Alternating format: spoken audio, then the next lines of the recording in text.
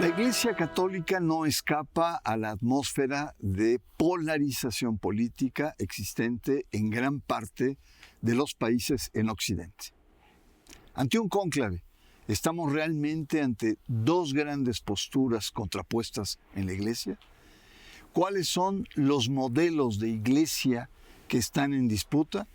¿El reformismo y la continuidad de Francisco o su contraparte, el tradicionalismo católico que aspira a recuperar el control del Vaticano? Ante un cónclave, dos modelos de Iglesia se enfrentan. Es nuestro tema aquí, en Sacro y Profano. La Iglesia tiene una larga historia de 2000 años. En estos siglos, la Iglesia ha experimentado toda serie de vicisitudes y transformaciones, desde la Iglesia de las Catacumbas a religión oficial del Imperio Romano en la Antigüedad, desde la institución central y maestra en la Europa medieval hasta ser desafiada por la cultura y los poderes públicos en la modernidad.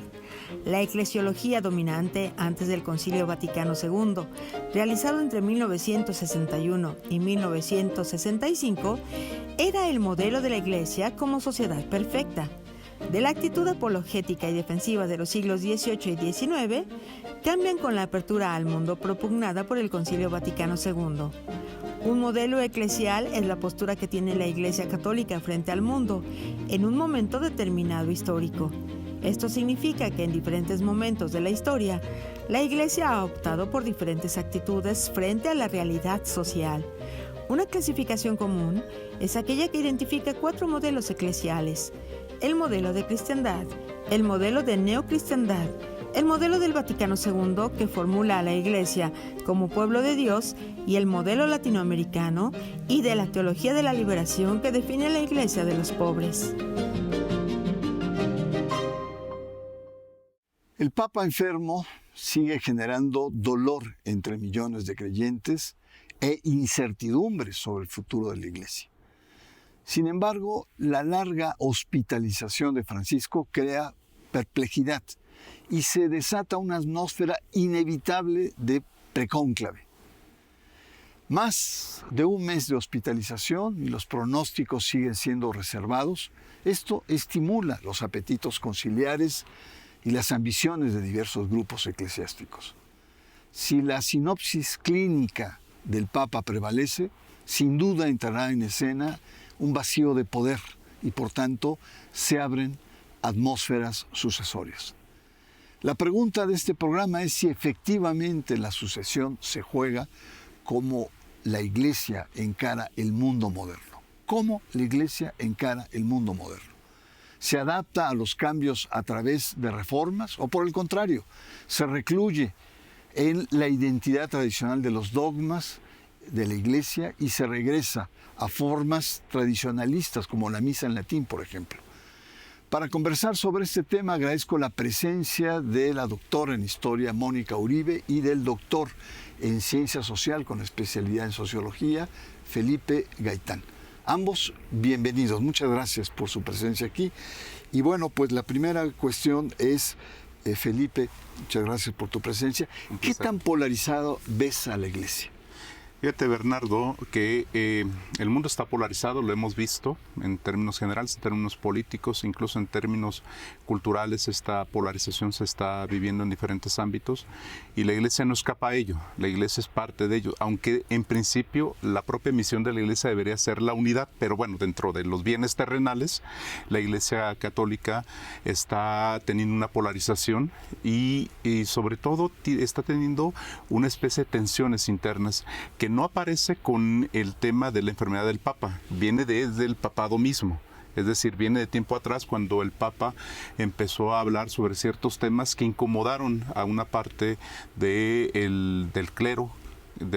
Entonces, en ese sentido, lo que hubo fue una especie de polarización, una idea sobre todo de regresar a las tradiciones, regresar a los principios, regresar a lo que muchos de estos ultraconservadores dicen que es un performance, un circo, una atención al cliente, cuando en realidad debería de prevalecer el tema de mantener la unidad de la Iglesia.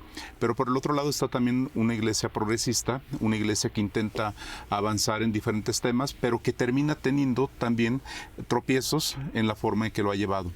Aquí lo interesante es que lo estamos viendo en el cónclave, pero de entrada ya dentro de las diócesis y arquidiócesis ya hay estas posiciones que están empezando a tener fuerza. Lo vemos en Alemania, algunas arquidiócesis que han estado abonando por el tema de regresar y a veces desafían la propia autoridad vaticana. Lo vemos también algunas actividades que se han hecho en Estados Unidos o en España mismo, en esta idea de contradecir al propio papado, ¿no?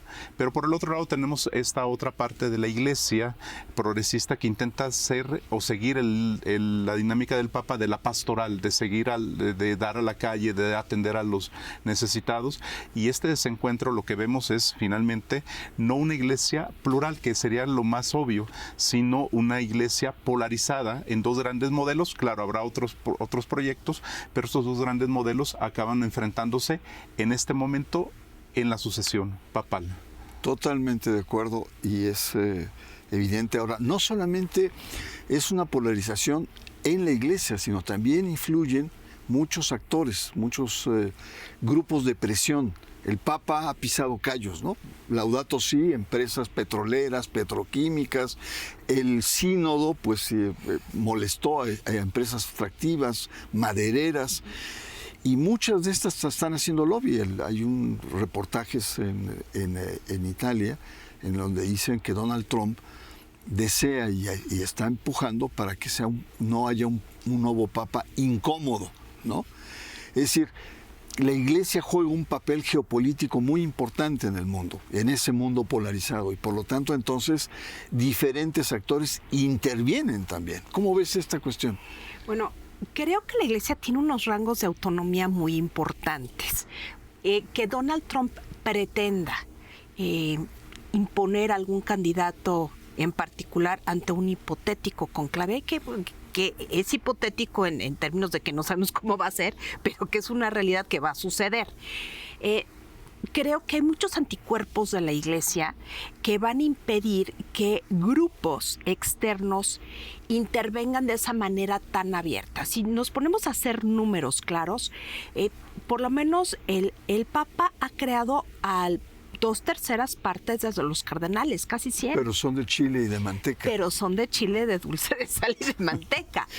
No es que tenga los 90 y tantos, 93 votos que necesita. A diferencia de Juan Pablo II, Benedicto XVI, eran clones, eran sus clones. Sí. Entonces, no sabemos qué es lo que vaya a pasar, pero yo sí creo remoto que hay una votación muy grande, o por lo menos en 3-4 vueltas, por cardenales como Sará, como Erdo de Hungría, que son muy conservadores, o Eijk de Utrecht, que no va por ahí. Lo que sí creo es que hay un interés de la iglesia por regresar a Europa, porque haya un siguiente papa europeo más moderado y que entienda Europa, que es lo que siento que en estos momentos es el centro de la discusión eclesiástica, independientemente de los dos modelos eclesiológicos que se están enfrentando. No veo, por ejemplo, a un papa filipino, a un papa de África, otro latinoamericano y menos un jesuita, pues bueno, ni en sueños, ¿no? Entonces creo que sí la iglesia tiene anticuerpos de una injerencia excesiva del exterior. Pero si bien la iglesia, digamos, no está ajena a esta polarización, debemos también reconocer el avance cultural, político, ideológico de la ultraderecha, sobre todo en Europa, sí, y que de una u otra manera podría incidir en la toma de decisiones. Pero vamos a una pausa. Está muy interesante, una iglesia polarizada, una iglesia que a pesar de todo tiene mecanismos de mantener distancia frente a los grupos de presión internacional. Los gobiernos no les interesaría un papa como este que está sobre el tema de la migración, cuando el discurso político es antimigratorio. En fin, hay una serie de elementos que están ahí. Vamos a una pausa. Nuestro tema es los dos grandes modelos que probablemente disputen el próximo cónclave. Estamos sacro y profano.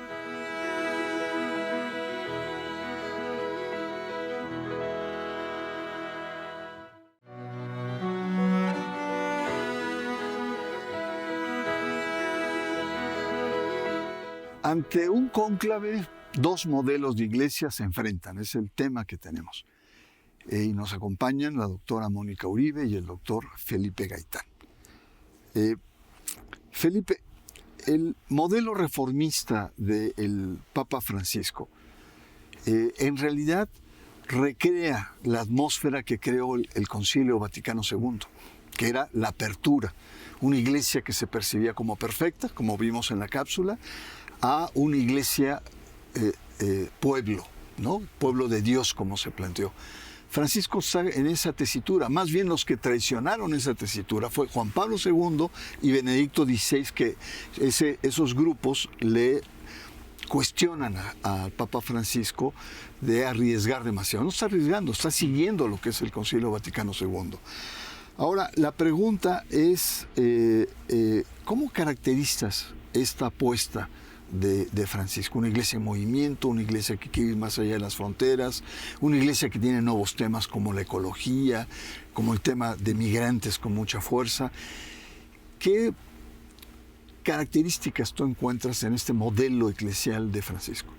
Sí, Bernardo, fíjate, haciendo un recuento ahorita lo que decías sobre el Concilio Vaticano II, finalmente Francisco parte de esa propia tradición. Él estuvo muy joven en ese Concilio Vaticano II y la impronta jesuita también no hay que olvidarla, que es parte también del compromiso social, ¿no? Pero en el caso de Francisco sí ha abierto estos frentes, ha abierto la iglesia en el tema de la ecología, en el tema de la migración, incluso en el tema de las identidades y orientaciones de género, que le causó una serie de problemas y se empantanó en algunas cosas, cuando primero dice que sí, luego dice que no. Entonces, lo que vemos ahí es que el modelo, la estrategia que siguió Francisco fue abrir, no de golpe, la iglesia, pero sí ir avanzando en ciertos temas, lo que le fue costando a lo largo de su papado que hubiera fuerzas que estuvieran cuestionando constantemente. Y hay un sector dentro de la iglesia que le llaman el papa ambiguo. Es decir, un papa ambiguo porque da un paso adelante y dos atrás. Y entonces, a ver, se define si va hacia adelante o va hacia atrás.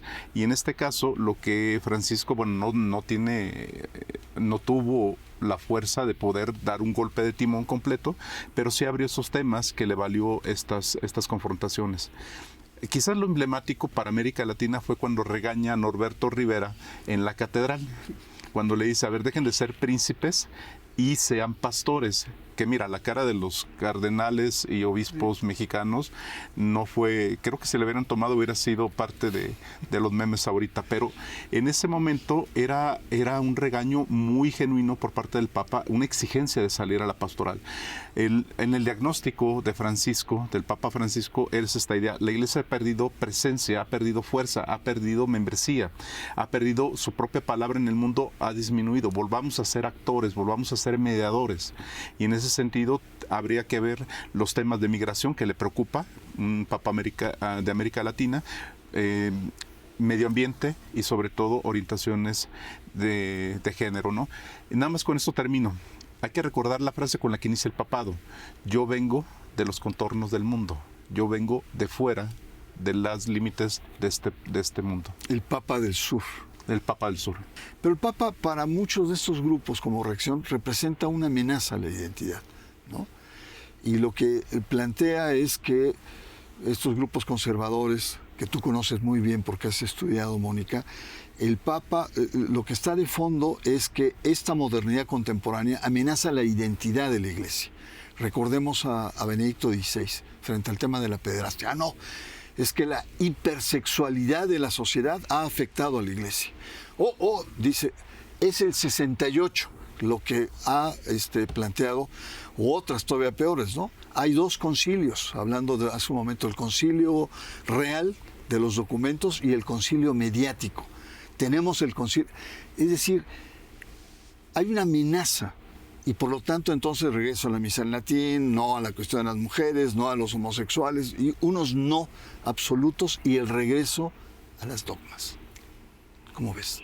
Mira, a mí lo que me parece sensacional de Francisco, primero, efectivamente viene de las periferias. Viene de una congregación religiosa. Hacía casi un siglo que no teníamos a un papa que viniera de una orden religiosa. Él sí hizo voto de pobreza. Los otros dos anteriores no hicieron voto de pobreza, por principio.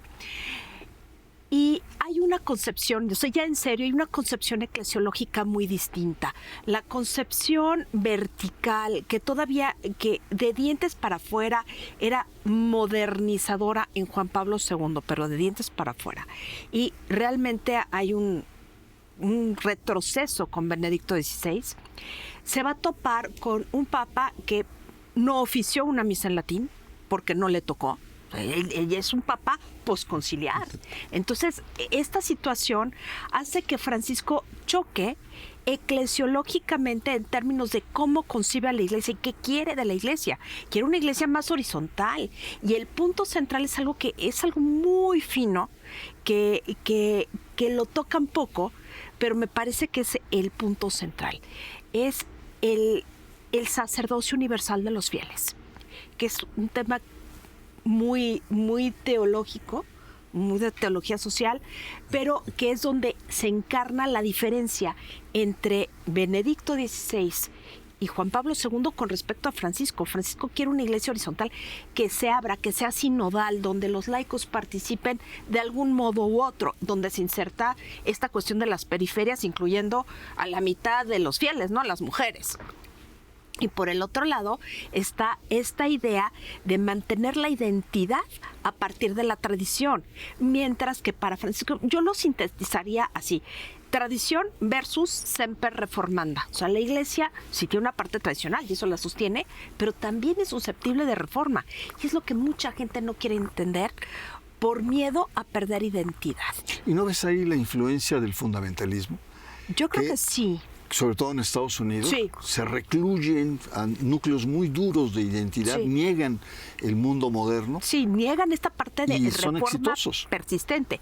Ese es un gran problema, pero esto tiene un condicionamiento político, social y hasta económico externo, no necesariamente proviene de la iglesia. Entonces nos encontramos como en una encrucijada donde todo el aspecto social incide en la iglesia y la iglesia está tratando de incidir en la sociedad, pero no sé hasta qué punto lo está logrando. Así es. Felipe, haciendo un balance, ¿no? ¿Qué tanta fuerza le ves a estos grupos que tú has llamado progresistas? ¿Qué fuerza tiene real? Fíjate que, retomando ahorita lo que decía Mónica, una parte de la incidencia social de la iglesia no recae muchas veces en esos cardenales, recaen los laicos, y los laicos tienen una figura central. Por eso Francisco intenta darles ese juego, ese protagonismo dentro de la iglesia, porque tenían una apuesta, o sea, dentro de la propia estructura eclesiástica sabía que iba a haber mucha resistencia, y le da juego a los laicos, y le da juego también a las mujeres, en algunos sectores, que también no ha sido como muy amplio, pero bueno, le da este juego, y que le permite a esta idea progresista, a estos grupos progresistas, que no están en el clero, pero sí están en el laicado, tener una posición como más profunda socialmente. Aquí lo que ha acontecido en varios países es que cuando se le da mucha fuerza al laicado, algunos de los conservadores dicen, miren, se nos están convirtiendo en líderes políticos, ya no son líderes evangélicos, ya no son líderes pastorales, son líderes políticos, y entonces hacen un reclamo al propio Papa. El modelo progresista, digamos, ha avanzado bastante, pero ahorita frente al cuestionamiento de lo que se llama lo woke, ¿sí? Es decir, entonces dicen, la iglesia entonces es woke, entonces estamos perdiendo el rumbo. Por eso yo decía en un principio, se vuelve en un circo. Para muchos progresistas, dicen, para muchos conservadores, el progresismo es esta idea: atiendan al cliente, no atiendan al laico que los va a acompañar. Entonces, sí ha tenido fuerza, pero en este contexto, sobre todo de lo que se ataca, de la cultura woke, acaba siendo contrario a los propios principios que el progresismo está buscando y fortaleciendo a los grupos conservadores. La misma pregunta, Mónica. Tú que has trabajado el tema de los ultraconservadores, ¿qué tanta fuerza real tienen este modelo eclesial? Yo creo que tienen una fuerza importante, pero hay una masa importante, más bien intermedia, que es la mayoría. ¿Qué es lo que tienen los conservadores? Tienen dinero y medios de comunicación. Y redes. Y redes, claro. Pero tienen apoyo de ciertos grupos, de ciertas élites económicas que los apoyan. O sea, sí tienen una fuerza, pero eso nos llevaría a situar el pleito interno en la Iglesia, casi en una cuestión marxista de los que tienen los medios de producción y los que no lo tienen. Creo que no podemos explicarlo tan así. Creo que sí hay una influencia importante, pero mucho de lo que proponen ya repele a los fieles. Por ejemplo, toda esta cuestión hipertradicional de la mujer en la casa, bueno, no es la realidad. O no comprenden la necesidad del uso del control natal, pues no la comprenden porque no la vieron. Ellos pueden tener 10 hijos y mantenerlos, pero la gente que es creyente y está en subcontinentes como América Latina o África subsahariana, que no hay recursos, pues se tienen que limitar. Entonces creo que hay una incomprensión por parte de estos grupos de ultraderecha de lo que se necesita en este momento, desde temas que es un tema fundamental, el tema de la ecología y el cuidado de la casa común, no lo entienden. Y esto es peligroso incluso para la sobrevivencia de los humanos, ¿no? Entonces creo que sí hay un impacto importante dentro de la Iglesia, pero hay muchas fuerzas y muchos grupos en los que no encuentran eco porque no están hablando con la realidad ni desde la realidad, sino desde su propia visión muy marginal de ciertos fenómenos sociales, incluido el de la fe. Muy bien, pues muy interesante. Está muy claro, o está, para mí por lo menos, me está resultando más claro ver estas dos posturas. Una pausa, usted está en Sacro y Profano.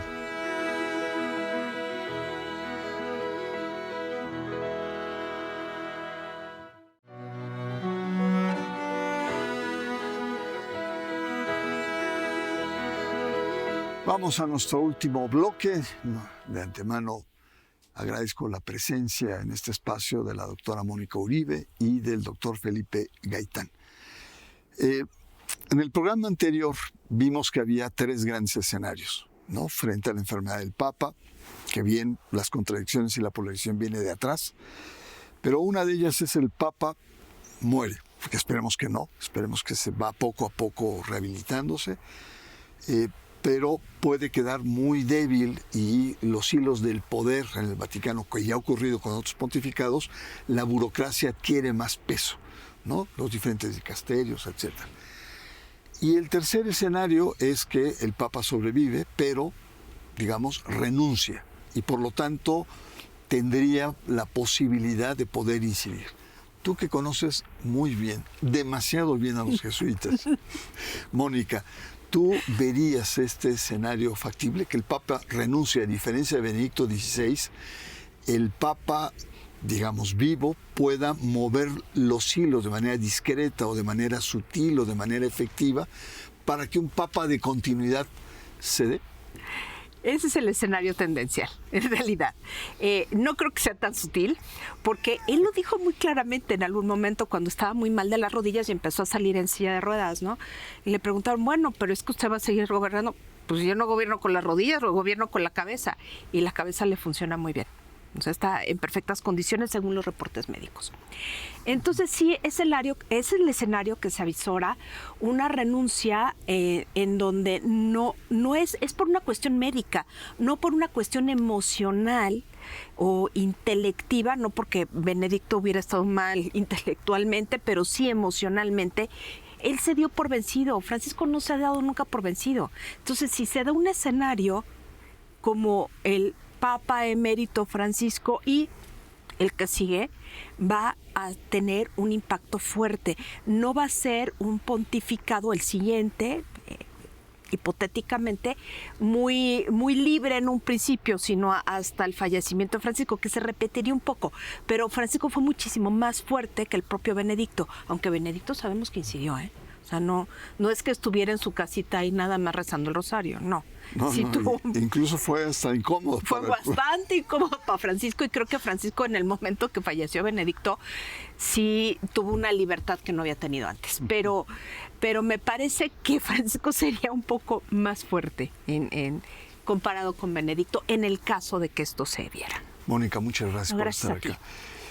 Vamos a suponer, con la hipótesis de la renuncia y que el Papa pueda, digamos, inducir el próximo la elección del próximo pontificado. ¿Cómo verías un papa de continuidad bajo una atmósfera realmente muy compleja, muy a contramano?